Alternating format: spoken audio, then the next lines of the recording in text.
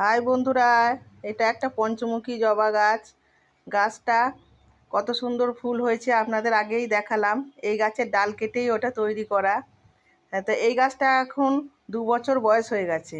গাছটা একবারও রিপোর্টিং করা হয়নি, তার জন্য পাতা শুকিয়ে যাচ্ছে, আবার পাতা হলুদ হয়ে যাচ্ছে, কুঁড়ি হয়ে খসে যাচ্ছে। কোনো খাবার দিলেও খাবার টানতে পারছে না, আর জল দিলে জলটাও সঙ্গে সঙ্গে গড়িয়ে চলে যাচ্ছে, জলটাও টানতে পারছে না গাছে।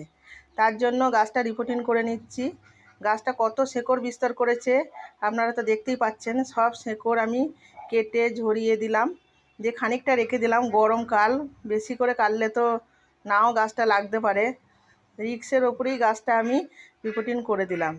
তা গাছটা রিপোর্টিং করার পরেও ফুল এলে আপনাদের আমি দেখাবো, গাছটা কেমন থাকে তাও দেখাবো। গাছটা খুবই খারাপ হয়ে গেছে বলেই আমাকে এই গরমের মধ্যে এটা করতে হলো।